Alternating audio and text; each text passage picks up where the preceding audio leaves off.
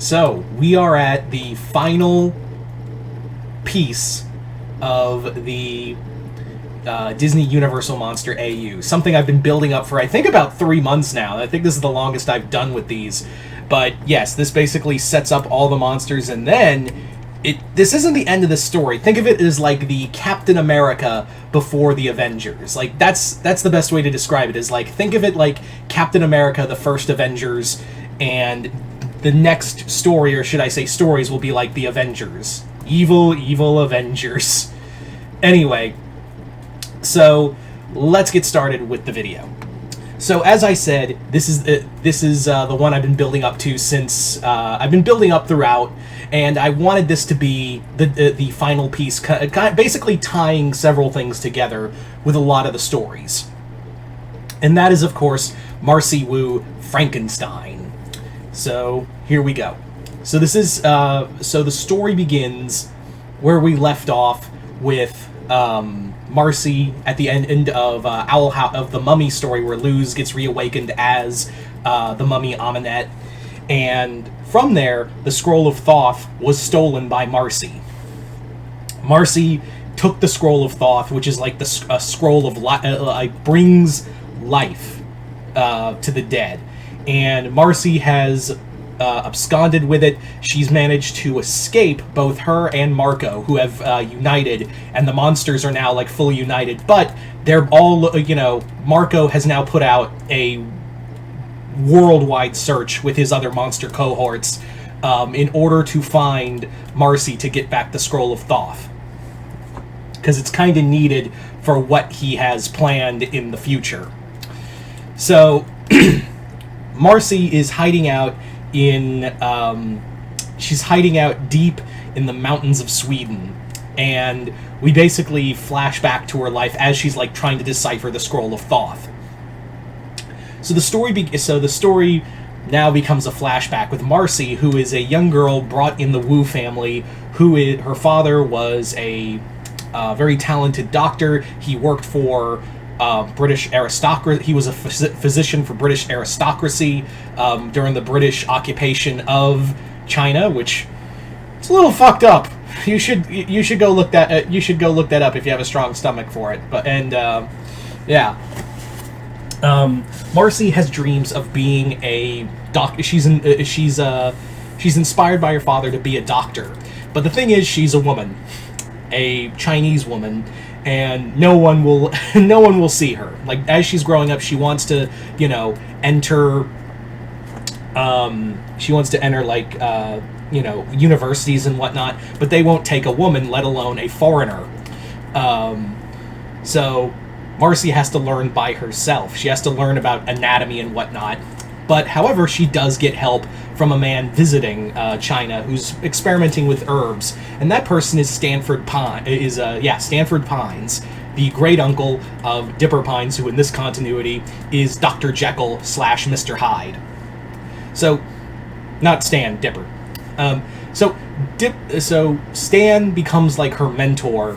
Ford becomes her mentor, and Ford and Marcy basically are learning and growing their kind of like repertoire about the human anatomy. But as they do, Marcy begins to think, like, can we, go beyond can we break the bonds between life and death? Is it possible to go beyond, this mortal, are we just, a mortal plane or something like that? It's even furthered when her mother is killed during a riot. And her father becomes more, distant from her out of depression. Eventually, Marcy's old enough and leaves after Ford has left and gone back to America. Marcy has gone to London, where she begins working as like a nurse among the London hospitals. And as she does, she's taking like notes. She's taking like she's also stealing as much as she can of like equipment. Not enough to be noticed, but just enough to help her with her work. And she's also paying body snatchers to get cadavers for her by any means necessary. And more or less what she wants to do is use science to get past these idiotic ideals of God and like heaven and all of that, and basically say like humans, God didn't create man, man created gods, and I'm going to prove that.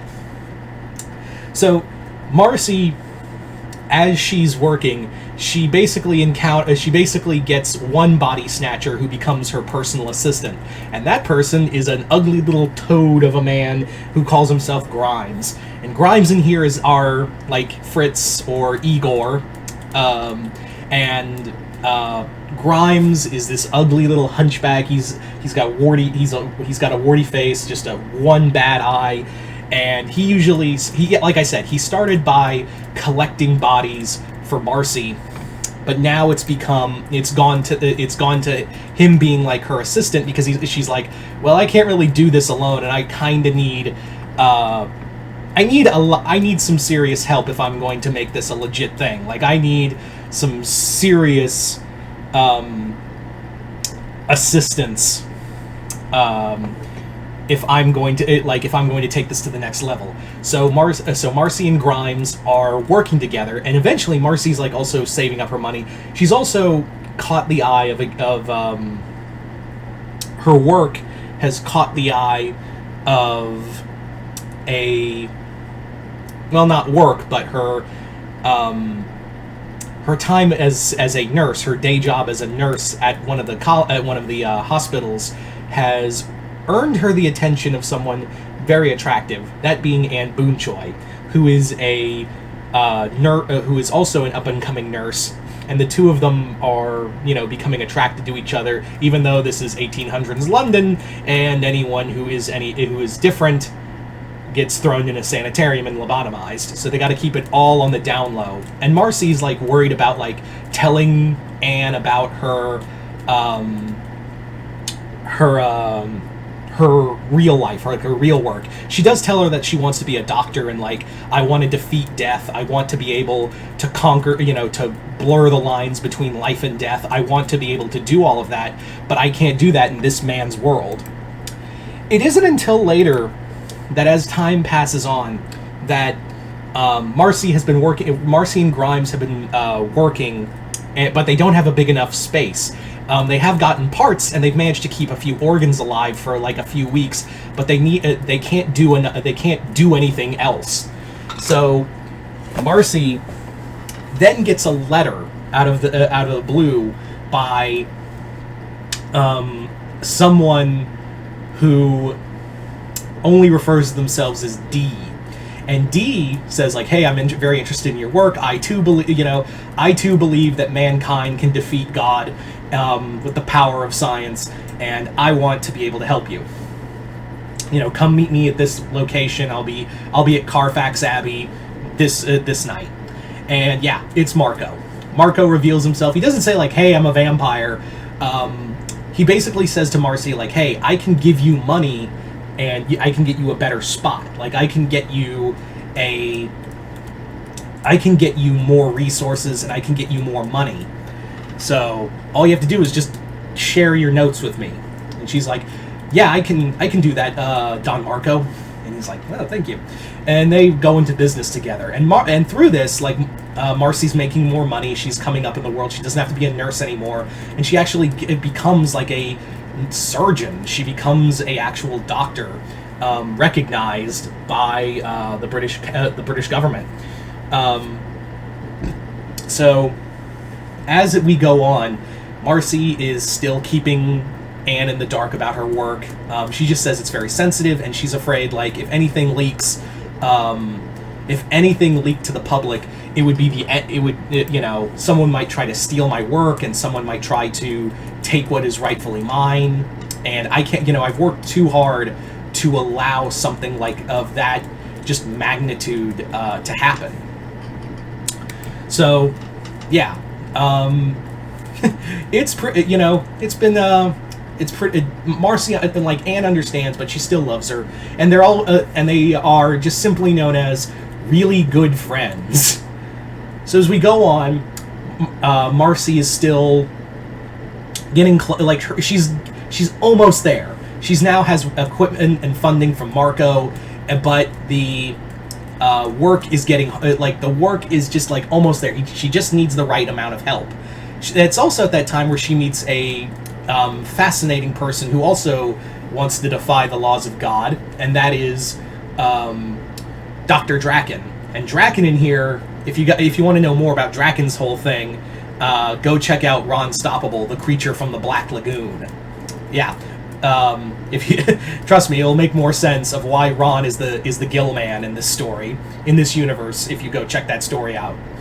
But yeah, she meets Draken. She actually backs him in his funding, and the two are like now sharing notes. And Marcy is like digging further and further into like just darker things. Like she's now like she has to like take fresh bodies. Like it's usually like she waits a bit, like waits at least a day or two. But now it's like right as the person's being hung, she'll steal the body right after it's been buried.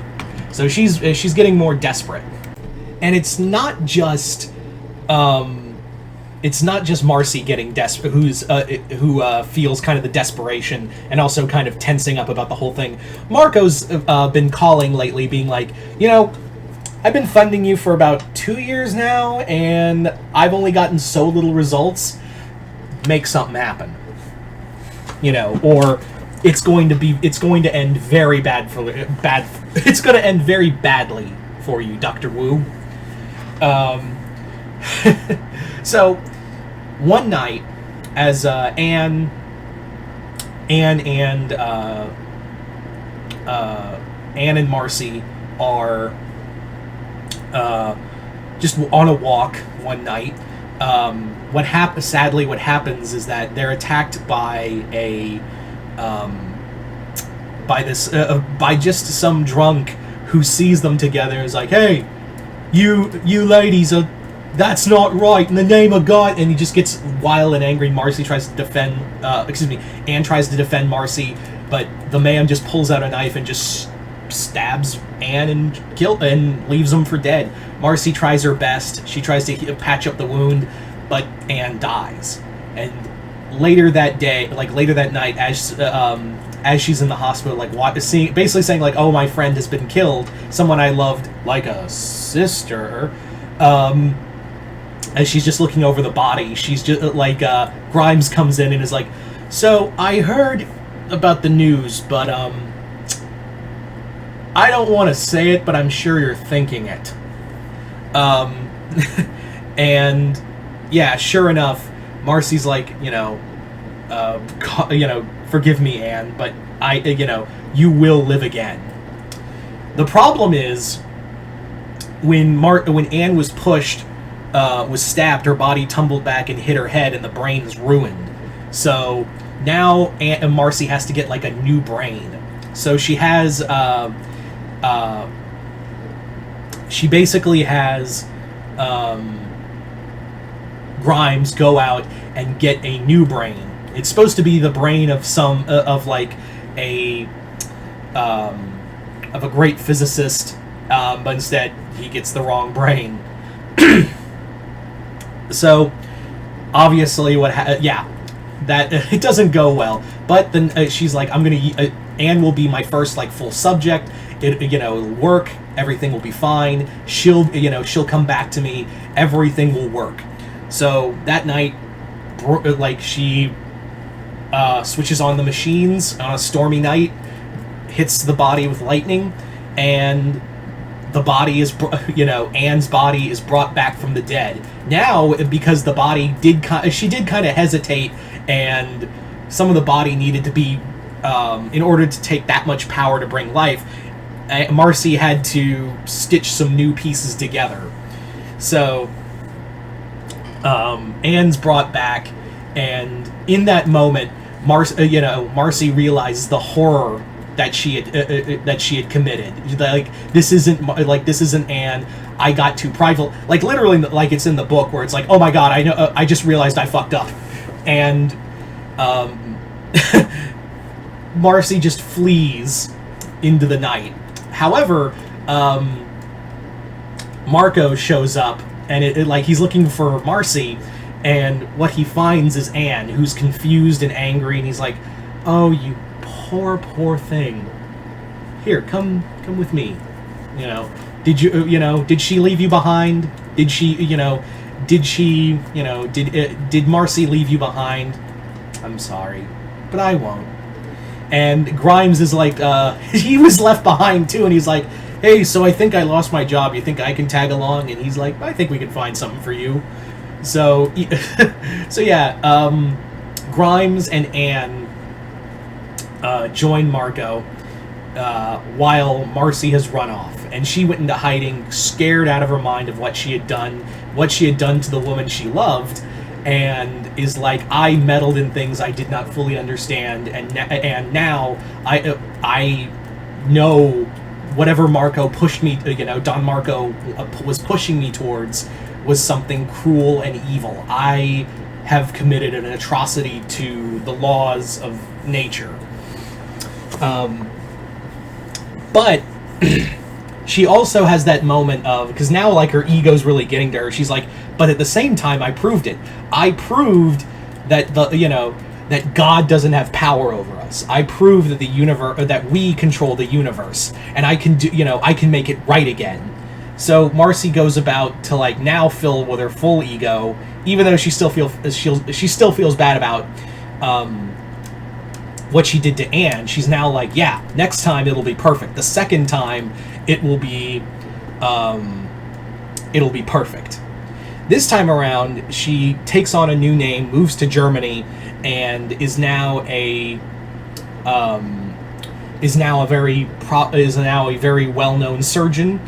People go to her for advice, and she's also got a new assistant named Sprig, who was a boy who was just kind of like an orphan boy, just kind of walking along the streets, and Marcy needed an extra set of hands. So Marcy then realizes, like, she's reading about, like, she's been delving more from science and into the occult and believing she can mix both. And it's also when she starts reading about this thing called the Scroll of Thoth. And Marcy then proceeds to go on an expedition to find the Scroll of Thoth. She's also lost contact with Draken, which she finds weird, because she was like, oh, that whole animal thing sounded like a good idea, but I guess something happened. I can believe that. So if you saw the Mummy story, you probably know what happens there. And now we come back here, because here's the other thing. Marcy's been building a new body, and she's been more or less moving it around. As she's been moving around, she's been opening up shops and taking body parts when she can to make a new person, a new better experiment, a bride, if you will, and that person is a undead Sasha, and she plans to use both her science and the magic of the Scroll of Thoth to bring her to life.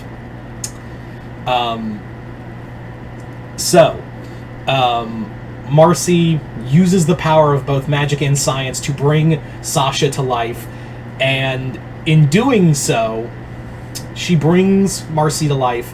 And there's also like if I could do like designs, it'd be like a big white streak down her hair. Her stitches are more neat and more better fixed. She looks a lot better than what Anne did, who just looked like a mess of a being.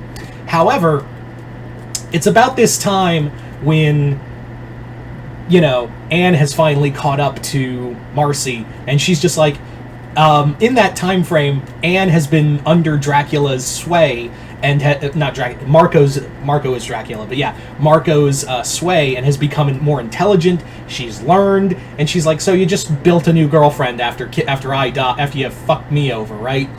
And Marcy's like, oh my god, Anne, it speaks, and she goes, yes, woo, it speaks. So Sasha and Anne get into a fight, which leads to Anne killing this version of Sasha and even taking her body parts into herself. And Marcy in that moment realizes of how wrong she was, but she's like, I couldn't stop. I had to know what was beyond, this veil. And Anne's like, you wanted to know so bad, Marcy? Let me show you what's on the other side. Just fucking hurls her out of a window and just impales her through a barbed fence. By the end of it, Anne does take back the Scroll of Thoth and returns to Mexico, where Marco and the other assembled monsters, Bill Cipher, who is Mr. Hyde, Marinette, the Phantom of the Opera, Ron Stoppable, the Creature from the Black Lagoon, Randy Cunningham, the Wolfman, Luz Nocera, the Mummy, and now we have our Frankenstein monster. And Pen Zero, the Invisible Man. Yeah, we got it. The gang's all here. So now Marco is like, now we have our last piece of the puzzle. So now, my friends, it is time to to usher in the end of the Age of Man and begin the Age of Monsters. So there you go, guys. That's where we're going to end. And now we're going to move. This is the end of, I guess you could say, the first act of this universe. And the next few stories will focus on Marco's big plan and the people assembled to stop him. So there you go. So you guys tell me in the comments below, what did you guys think of this story? Like it, hate it, comment below, let me know. I hope you all have been enjoying this universe I've been building. It's been a lot of fun to do. I know some of these videos run long, but they're just so much fun to like really play with this universe. Anyway, so once again, hope you all enjoyed this. I'm Mr. Multiverse. I'll see you next time in the Multiverse.